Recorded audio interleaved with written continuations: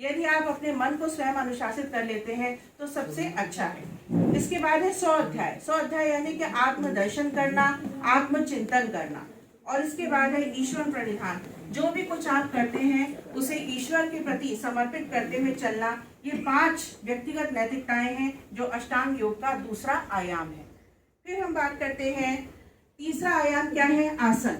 यानी विभिन्न प्रकार के योगासन हैं। कुछ खड़े होकर होते हैं, कुछ बैठ के होते हैं, कुछ पेट के बल होते हैं, कुछ पीठ के बल होते हैं। तो विभिन्न प्रकार के आसन होते हैं और ये आसन का मुख्य उद्देश्य क्या है, अपने देह को स्थिर करना।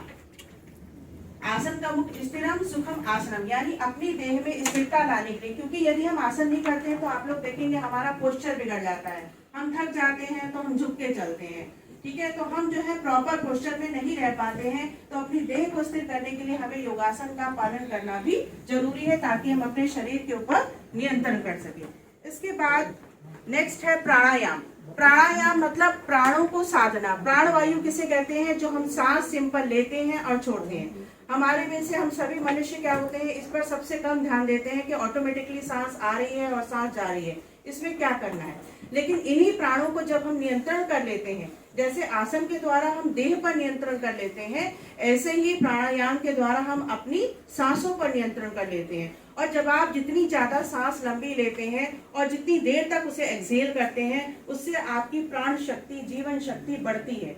तो प्राणायाम भी एक जीवन का अंग है, अष्टांग मार्ग का एक हिस्सा है जो कि आपको फॉलो करना है, जो आपकी जीवन शक्ति को बढ़ाता है। इसके बाद नेक्स्ट है प्रत्याहार। प्रत्याहार का मतलब होता है इंद्रियों को अंतर्मुखी करना। अभी आप देखिए आपकी 5 ज्ञानेंद्रियां, 5 कर्मेंद्रियां हैं। तो 5 ज्ञानेंद्रियों से हम क्या करते हैं, अपनी आंखों से जो हमें प्रत्यक्ष दिखाई देता है हम वो देखते हैं। हमें जो स्वाद आता है, जो हम प्रत्यक्ष वस्तु खाएंगे तभी स्वाद आएगा, वरना नहीं आएगा।